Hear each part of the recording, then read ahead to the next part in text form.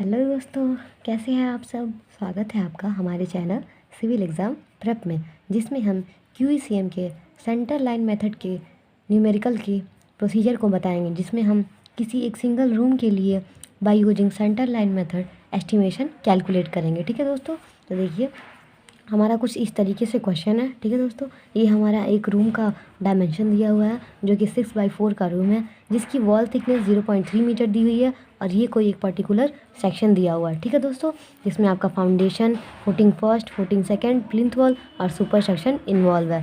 ठीक है दोस्तों, इन सब की अपनी विड्थ और अपनी एक पर्टिकुलर हाइट दी हुई है। अब हम आपको बताते हैं कि सेंटर लाइन मेथड में करते क्या है, उसका प्रोसीजर क्या है। तो सबसे पहला स्टेप है दोस्तों, जैसा कि हम हमेशा जानते हैं और हमेशा निकालते भी हैं, कि सीसी लेंथ यानी कि centre to centre length long wall और शॉर्ट वॉल दोनों के निकालते हैं।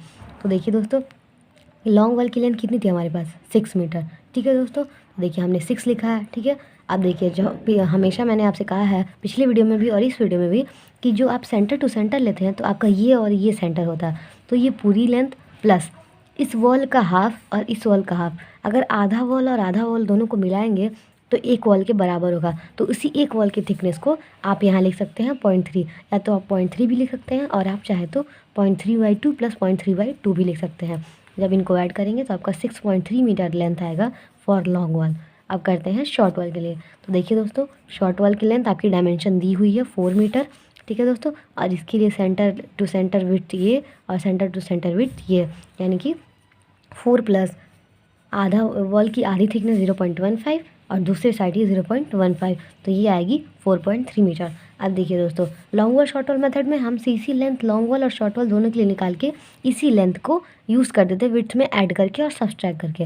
लेकिन सेंटर लाइन मेथड में हम सीसी लेंथ को टोटल लेंथ निकालेंगे बाय यूजिंग सीसी लेंथ, यानी कि centre to centre length long wall और शॉर्ट वॉल का यूज़ करके हम टोटल सेंटर लाइन लेंथ निकालेंगे। तो टोटल सेंटर लाइन लेंथ क्या होगा दोस्तों, जो आपने लॉन्ग वॉल के लिए जो सेंटर टू सेंटर लेंथ निकाला है उसमें कितने लॉन्ग वॉल है उनसे मल्टीप्लाई कर दीजिए। तो आपके 2 लॉन्ग वॉल्स थे तो 2 इंटू, देखिए 2 इंटू 6.3 प्लस 2 शॉर्ट वॉल थे तो 2 इंटू 4.3, या फिर आप इन दोनों को ऐड करके मल्टीप्लाई बाय 2 कर देंगे तो आपका 21.2 metre total centre line length निकल जाएगा। इसी का यूज़ आप अपने चार्ट में करेंगे एज अ लेंथ। ठीक है दोस्तों, तो देखिए सेंटर लाइन मेथड बहुत ही क्विक और बहुत ही शॉर्ट मेथड होता है, ये बहुत जल्दी कैलकुलेट हो जाता है। इसमें अलग से आपको कोई रिमार्क वगैरह निकालने की ज़रूरत नहीं है, या फिर कोई दूसरा लेंथ कैलकुलेट करने की ज़रूरत नहीं है। जो आपने टोटल लेंथ निकाला था उसी का आप हर एक स्पेसिफिकेशन में यूज़ करेंगे। तो देखिए दोस्तों, सबसे पहला है आपका अर्थवर्क इन एक्सकेवेशन, सबसे पहला स्पेसिफिकेशन। तो देखिए एक रूम के लिए आप कैलकुलेट कर रहे थे तो इसमें 1 लिखेंगे। जब आप लॉन्ग वॉल में कर रहे थे तो लॉन्ग वॉल शॉर्ट वॉल दोनों लिखते थे, और लॉन्ग वॉल की संख्या लिखते थे और शॉर्ट वॉल की संख्या लिखते थे। आपको सेंटर लाइन में लॉन्ग वॉल शॉर्ट वॉल या कुछ भी नहीं लिखना, आपको डायरेक्ट स्पेसिफिकेशन जो दिया हुआ है नंबर 1 वो लिखना है, और जितना रूम दिया है उतना नंबर लिखना है। अगर 2 रूम होता तो यहाँ हम 2 लिखते, तो 1 रूम है तो 1 लिख दिया। लेंथ में आप टोटल लेंथ को पुट कर दीजिए। ठीक है दोस्तों, अब आती है बारी विड्थ की। तो एक्सकेवेशन है, एक्सकेवेशन हमेशा फाउंडेशन के बराबर किया था। फाउंडेशन की विड्थ देखिए दोस्तों कितनी दी हुई है, 1.2 मीटर फाउंडेशन की विड्थ दी हुई है, तो यही विड्थ आप यहाँ पे पुट करेंगे 1.2 मीटर। अब आती है हमारी दोस्तों हाइट की। तो अब हाइट क्या लेते हैं, तो देखिए हम जैसे कि आप जानते हैं कि एक्सकेवेशन का मतलब होता है खुदाई करना। तो आप अपने घर बनाने के लिए आप कितना खुदाई करते हैं एक रूम के लिए, जब आप जिस सर्वे से खड़े हैं वहाँ, और जितना आपको गहराई चाहिए, जितना फाउंडेशन है आपका डेप्थ है उतना है, यानी कि ग्राउंड लेवल से नीचे की जितनी भी हाइट है उन सबको कंसीडर करेंगे तो आपकी एक्सकेवेशन की पूरी हाइट निकल जाएगी। तो देखिए दोस्तों, देखिए यहाँ पे ग्राउंड लेवल दिया हुआ था आपके क्वेश्चन में डायग्राम में। अब इस ग्राउंड लेवल से नीचे तक की पूरी हाइट कंसीडर करते हैं, यानी कि 3 + 6 + 3, तो कितना हुआ दोस्तों, 1.2 मीटर। ठीक है दोस्तों, तो वही मैंने हाइट में यहाँ लिखा है 1.2 मीटर। अब आप इसको नॉर्मली इन चारों का आपस में मल्टीप्लाई कर लीजिए, तो आपका जो लेंथ आएगा, जो आपकी क्वांटिटी आएगी वही आपकी एक्सकेवेशन के लिए क्वांटिटी है, जो कि आ रही है 30.5 मीटर क्यूब। ठीक है दोस्तों, ये तो पहला हो गया। ऐसे ही कंक्रीटिंग फाउंडेशन में नंबर ऑफ़ रूम्स 1, लेंथ तो वही रहेगा 21.2।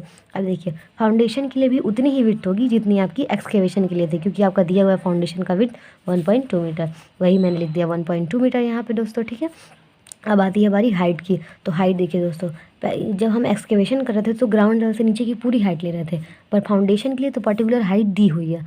ठीक है दोस्तों, जो कि है 0.3 मीटर। तो यही मैंने हाइट यहाँ पे 0.3 मीटर लिख दिया है। अब इन तीनों को मल्टीप्लाई करिए तो ये आपका 7.632 मीटर क्यूब में आ जाएगा।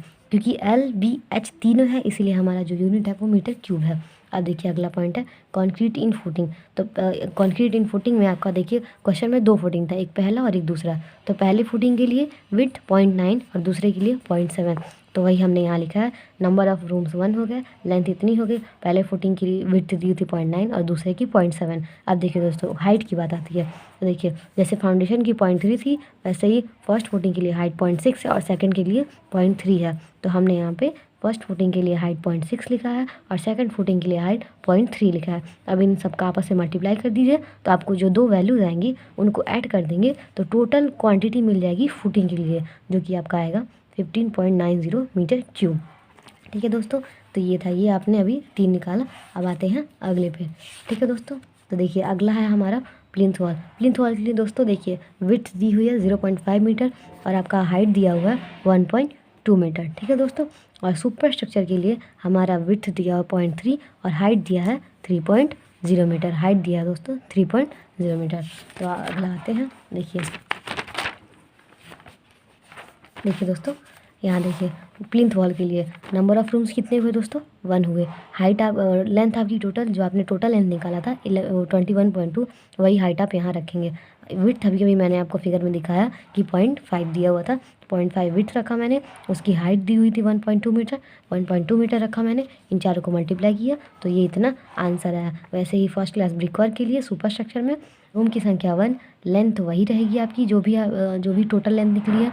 हाइट विड्थ आपकी दी हुई थी 0.3 मीटर। सुपर स्ट्रक्चर में आपकी विड्थ दी हुई है 0.3 मीटर और हाइट दिया है 3.0 मीटर। वही हमने यहाँ रखा है 0.3 और 3.0। जब चारों का आपस में मल्टीप्लाई करेंगे दोस्तों तो आपकी वैल्यू आएगी 9.08 मीटर क्यूब। सिर्फ यही इतना प्रोसीजर है दोस्तों सेंटर लाइन मेथड निकालने का। आप पहले सबका CC लेंथ निकाल लेंगे, सेंटर टू सेंटर लेंथ। अब टोटल लेंथ निकाल लेंगे दोस्तों। अगर एक रूम का है तो सिंपली दोनों को ऐड करके 2 से मल्टीप्लाई कर दीजिए। जब 2 रूम का आएगा तो आप लॉन्ग वॉल की संख्या 2 होती है तो इसको 2 से मल्टीप्लाई करिएगा।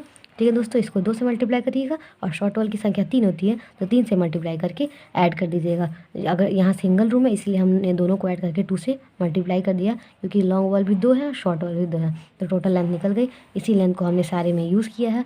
सबकी विड्थ और हाइट दी हुई थी, सबको लिख के सबका मल्टीप्लाई कर दीजिएगा। ऐसे ही सारे स्पेसिफिकेशन का आप निकाल लेंगे, वही आपका आंसर होगा।